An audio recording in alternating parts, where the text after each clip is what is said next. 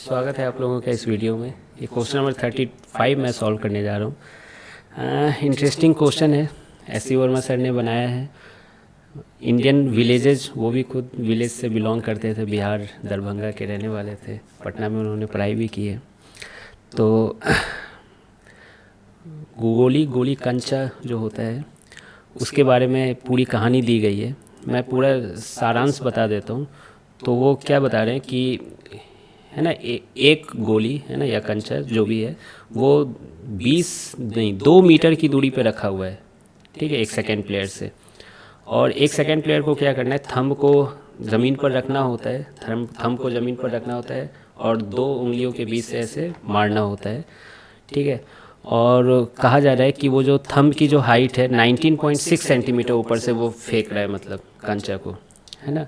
तो और हॉरिजेंटली फेंक रहा है, मतलब हॉरिजेंटली फेंक रहा है। ये हॉरिजेंटल प्रोजेक्टाइल है बेसिकली, है ना। बस इसको इंटरेस्टिंग वे में फ्रेम किया गया है।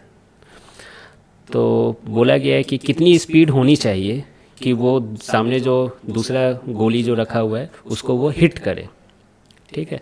तो मैं डायग्राम बना दे रहा हूँ, है ना। एक हॉरिजेंटल प्रोजेक्टाइल, जैसे मैं तो टावर की नज़र से ही देखूंगा इस उंगलियों को भी, ठीक है। तो यहाँ पर ऐसे करके यू स्पीड से फेंका गया है और ये यहाँ पे हिट करना चाहिए। और यहाँ क्या है, दूसरा गोली रखा हुआ है ना, गोली नंबर 2, गोली नंबर 2, और ये गोली नंबर 1 है। और ये कितना दूर है, 2 मीटर है।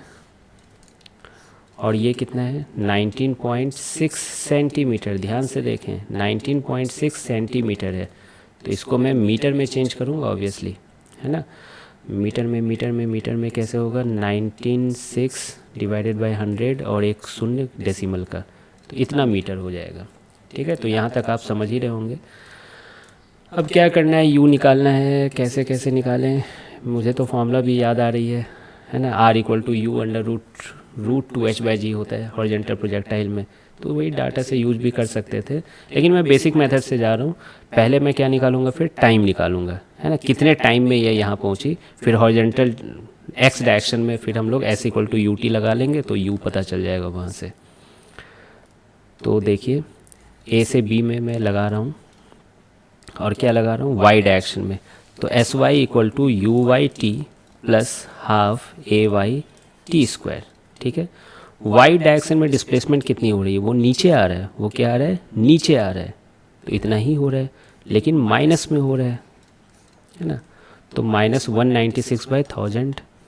यू वाई कितना है, 0 है। वाई डायरेक्शन में आप देख सकते हैं इनिशियल वेलोसिटी कितनी है, 0 है, बहुत अच्छा। एक्सीलरेशन इन वाई डायरेक्शन कुछ नहीं बोला है, फिर से -9.8 लेना पड़ेगा इंटू टी स्क्वायर। आई बात समझ में यहाँ तक। अब देखिए माइनस माइनस प्लस हो जाता है ना, इसलिए मैं बोला प्लस भी ले सकते थे वैसे। अब देखिए इसको इधर ले जाता हूँ, तो टी स्क्वायर की वैल्यू कितनी हो जाएगी, 2 इंटू 196 डिवाइडेड बाई 1000 इंटू 9.8। 9.8 को मैं 98/10 कर दे रहा हूँ, 10 ऊपर चला गया। क्या ये कोई भी सॉल्व कर लेगा। 98 टू जा क्या हो जाता है, 196 हो जाएगा। तो 2 टू जा 4 हो जाएगा ऊपर, और नीचे एक 0 0 कट जाएगा, तो 100 बचेगा। तो टी स्क्वायर कितना हो गया, 4/100। तो टी की वैल्यू कितनी हो जाएगी, स्क्वायर रूट ले लीजिए आप, 2/10 सेकेंड, 2/10 सेकेंड। तो ये देखिए टी मिल गया, बहुत अच्छा।